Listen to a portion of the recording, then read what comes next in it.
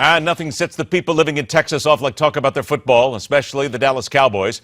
So when the owner of a franchise that has fallen so short so many times in recent years brings in a controversial player, one who was convicted of domestic abuse, boy, just light the candle, sit back and watch the fur fly.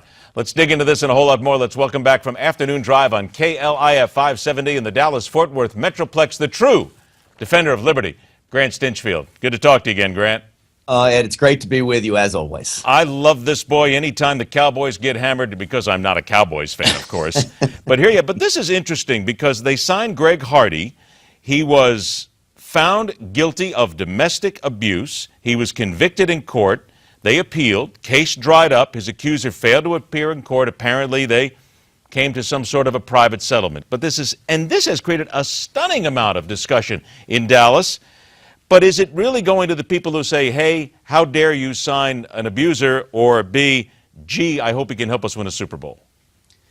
Well, here's the thing. It's getting a lot of pushback from guys like myself here in Dallas that are talking about domestic abuse and just how serious a problem this is. And the Cowboys stooped to such a low. You know, Jason Garrett, the head coach, talks about having people on his team, men of character. Men of character. They bring back Josh Brent. You may remember him, the nose tackle, who killed his best friend drunk driving. He plays for the Cowboys. Now they bring in Greg Hardy. I mean, what he was accused of was heinous. He basically dragged this woman by her hair out of the bathtub, threw her onto the couch that was filled with semi-automatic weapons. He grabs her by the throat, and according to testimony, he says, I'm going to kill you if you tell anybody about this. It is despicable behavior, and if the Cowboys are only concerned about winning, I mean, I understand that that's important, but there's a reason why no other teams were looking at this guy. It's because he's a dirtbag, and he shouldn't be here. And this does not speak highly to Jerry Jones. Well, he's still also on the commissioner's exempt list as well. Yeah, please. He's still on the commissioner's exempt list. But please, go ahead on Jerry Jones, because what does this say about him? Would you let your daughter date Greg Hardy? That's the one question I would ask Jerry Jones, is would you let your daughter date this man? And if he's not good enough to date your daughter, he shouldn't be good enough to play football on the field.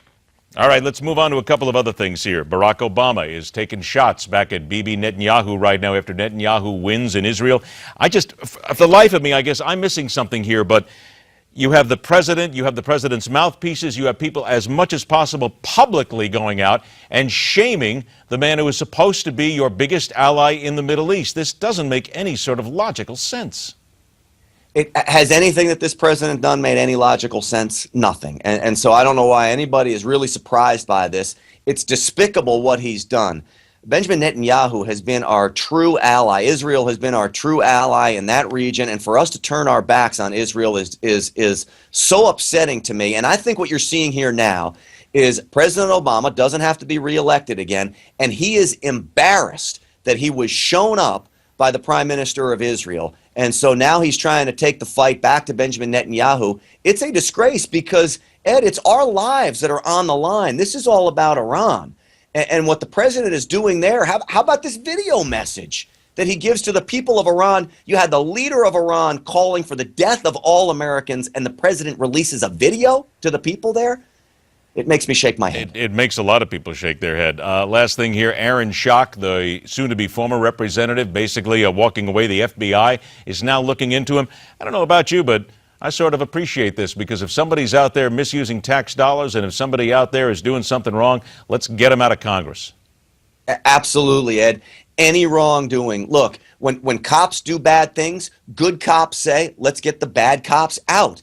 If Republicans are doing bad things, I'm the first guy that's going to say, let's get the bad guys out. We don't want this same old go-along to get-along politicians in Washington. Whether they're Republicans or Democrats, it's not good for any of us. 10 seconds left. Are your brackets still alive?